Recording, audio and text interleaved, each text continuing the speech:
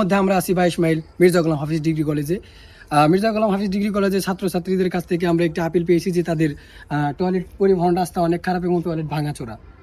এই আপিলটা আমাদের কাছে এসেছে যেন আমরা ভিডিওর মাধ্যমে তুলে ধরি, তাদের কর্তৃপক্ষের কাছে যেন আমাদের ভিডিওটা যায় এবং তাদের টয়লেট পরিবহন রাস্তাটা অনেক সুন্দর হয়। আমি আমার ক্যামেরাম্যানকে সবিনীতভাবে অনুরোধ করবো যেন সে পরিবেশটা অনেক সুন্দরভাবে ক্যামেরার মাধ্যমে তুলে ধরো ক্যামেরার মাধ্যমে ফুটেজটি তুলে ধরো সুন্দরভাবে, চারপাশটা অনেক সুন্দরভাবে দেখাবা।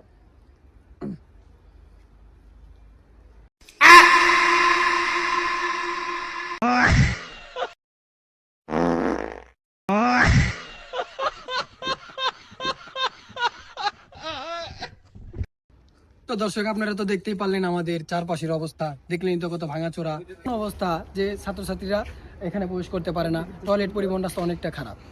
আমরা যদি কাউকে পেতাম তাহলে প্রশ্ন করতাম যে এখানে কি কি সমস্যায় তারা ভুক্তভোগী, অবশ্যই প্রশ্ন করতাম।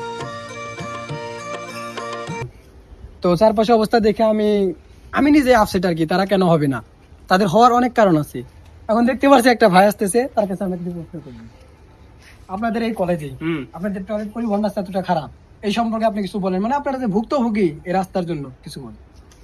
মানে কি যে বলবো, আমি তো এই রাস্তায় চলাচল করি না, যারা চলাচল করে তাদের লাগি তো অনেক অসুবিধা হয়।